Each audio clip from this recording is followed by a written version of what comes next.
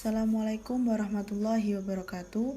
Di sini kami dari kelompok 4 akan mempresentasikan materi tentang pendekatan sosiologis. Yang pertama, yakni mengenai definisi pendekatan sosiologis.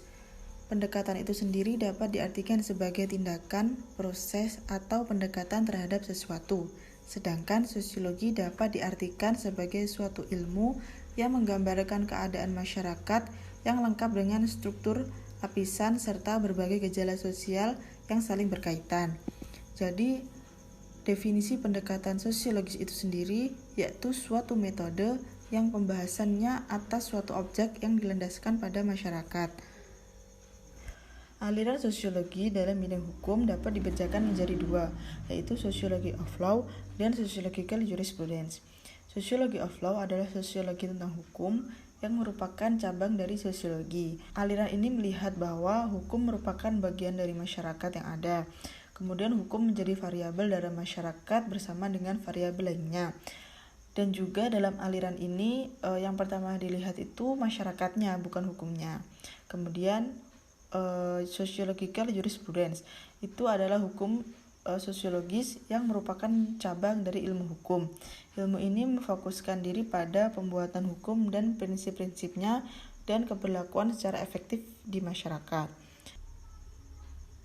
Para pemikir dari Sociological Jurisprudence melihat bahwa hukum itu harus berjalan seiring dengan perubahan masyarakat. Assalamualaikum warahmatullahi wabarakatuh. Baiklah, di sini saya akan melanjutkan pembahasan tentang persamaan dan perbedaan antara aliran hukum positivisme dan aliran hukum sosiologis. Yang pertama mengenai perbedaannya terlebih dahulu. Aliran hukum positivisme memandang hukum dari kaidah-kaidah yang tercantum dalam perundang-undangan. Sedangkan sosiologisme memandang hukum adalah kenyataan sosial. Ia mempelajari bagaimana dan mengapa dari tingkah laku sosial yang berhubungan dengan hukum dan peranata-peranata hukum sebagaimana yang kita lihat. Sikap dasar dari kaum sosiologis adalah kecurigaan. Misalnya seperti apakah hukum itu seperti yang ditulis atau hukum itu seperti yang dikatakan. Lebih singkatnya, kaum positivisme melihat law in book, sedangkan kaum sosiologis memandang law in action.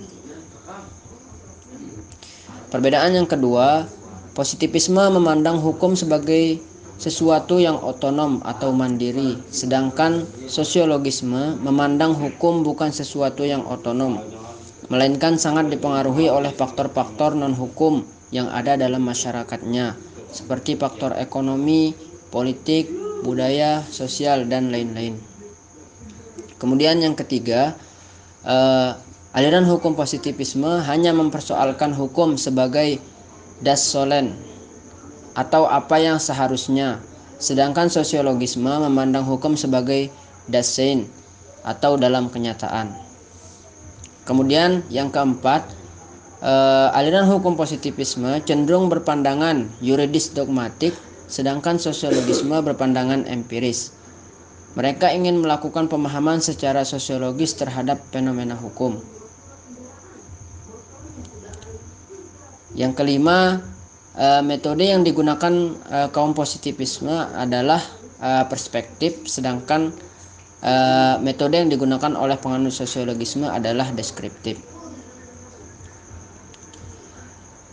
Dari kesemuanya itu tentu antara aliran hukum positivisme dan aliran hukum sosiologisme juga memiliki persamaan, yaitu persamaannya adalah keduanya sama-sama memusatkan perhatiannya pada hukum tertulis atau perundang-undangan.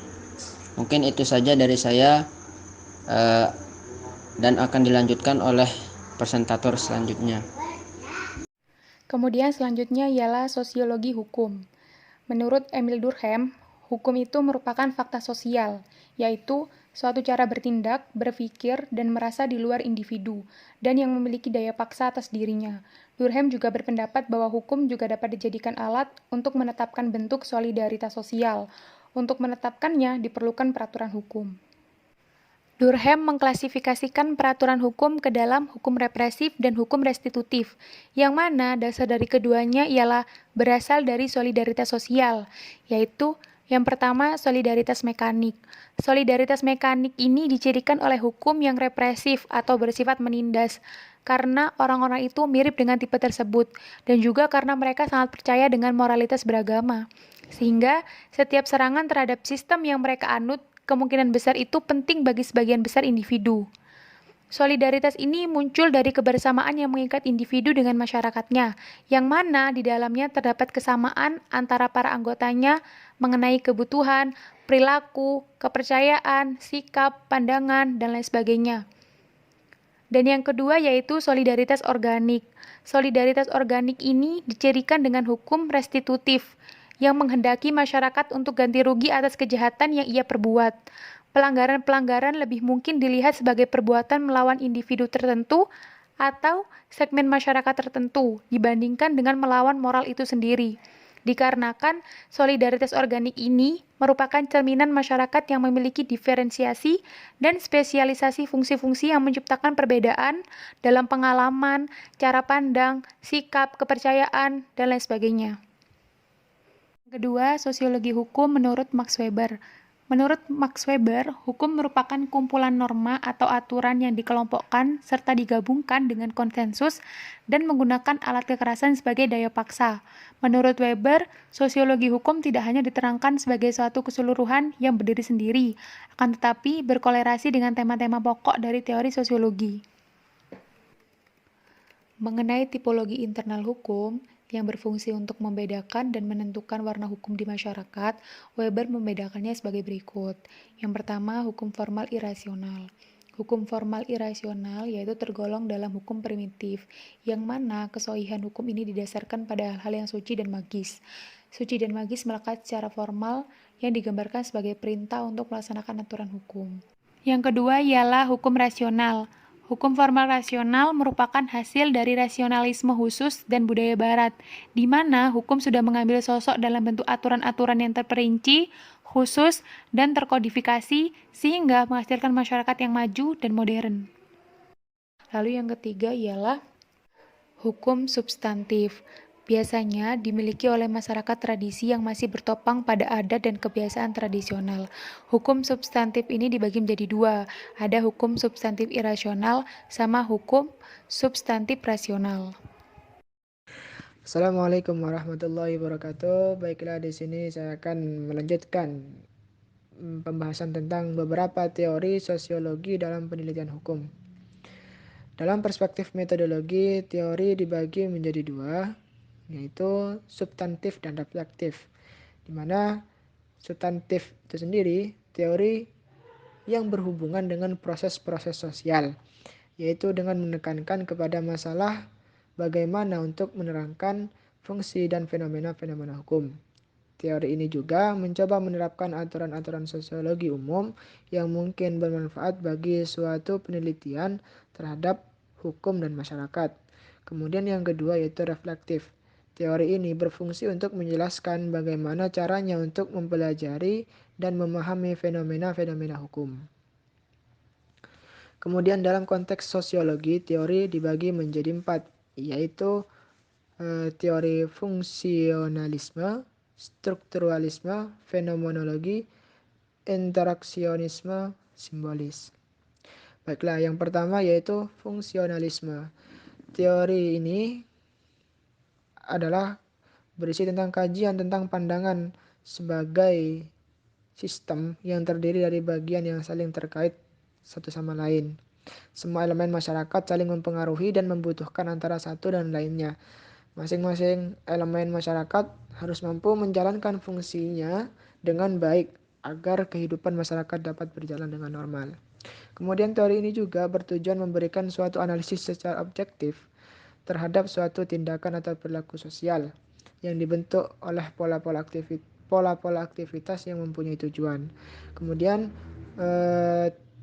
teori ini juga mempelajari perilaku atau struktur sosial atau hukum harus berkaitan dengan fungsi manifestasi, yaitu konsekuensi yang diharapkan dari tindakan sosial. Kemudian teori ini juga mendeskripsikan bahwa hukum merupakan suatu fenomena sosial yang dependen kepada faktor-faktor lain dalam masyarakat. Kemudian strukturalisme. Strukturalisme ini merupakan pendekatan berskala kecil akan tetapi konsepnya memiliki kemampuan yang besar sehingga bisa dijadikan sebagai alat untuk memahami hubungan hukum di antara berbagai kelompok di dalam masyarakat berskala besar. Oleh karenanya strukturalisme ini dikatakan juga sebagai metode deskripsi karena ia bersifat struktural. Kemudian dalam sosiologi hukum, dengan menggabungkan bentuk struktural hukum tersebut dengan struktural yang ada dalam sistem sosial melalui penelitian terhadap aturan-aturan dari sistem hukum.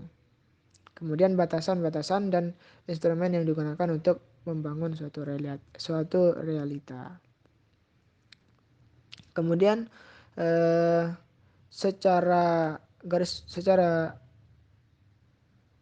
berskala besar, objek yang menjadi sasaran analisis yaitu yang pertama struktur norma hukumnya. Kemudian yang kedua sesuatu yang berhubungan dengan skema normatif dari sistem hukumnya.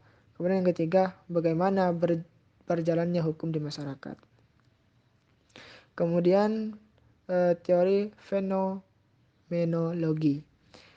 Teori ini merupakan bidang studi tentang persepsi-persepsi dan pengalaman subjektif dari individu-individu yang ada dalam suatu sistem sosial. Kemudian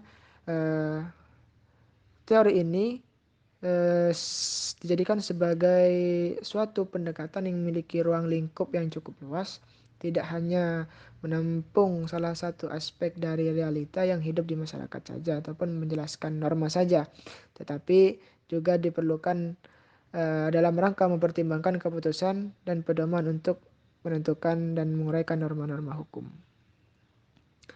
Adapun konsep fenomenologi dan sosiologi interpretif menitik beratkan kepada pentingnya living law, yaitu hukum yang hadir dalam jiwa manusia.